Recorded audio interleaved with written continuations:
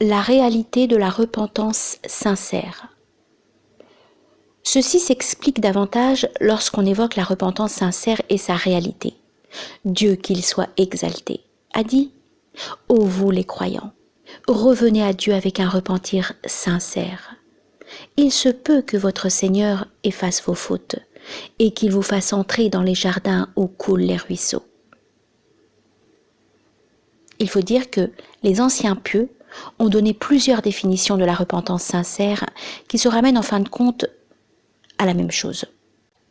Ainsi, Omar ibn al-Khattab et Ubay ibn Ka'b, que Dieu soit satisfait d'eux, disaient « La repentance sincère consiste pour le serviteur à se repentir du péché pour ne plus y revenir, comme le lait ne revient jamais dans le pis. » Pour sa part, Al-Hassan al-Basri disait « C'est que le serviteur regrette ce qui s'est passé et prend la résolution de ne plus jamais y revenir. » De son côté, Al-Kalbi disait « C'est de demander pardon avec la langue, de regretter avec le cœur et de se retenir avec le corps. » De même, Saïd ibn al-Musayyib disait « La repentance sincère, c'est une attitude par laquelle vous êtes sincère avec vous-même. » Pour sa part, Mohammed ibn Kabal al-Karadi disait « La repentance sincère comporte 4 éléments essentiels.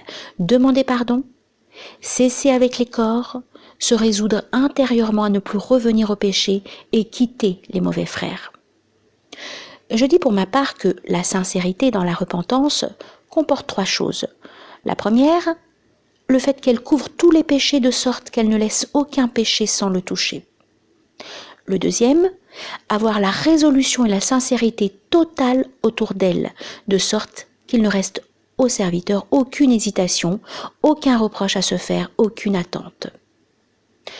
La troisième, la débarrasser de tous les défauts et les vices qui mettent en cause sa sincérité, qu'elle intervienne par pure crainte de Dieu et par désir de ce qu'il a auprès de lui.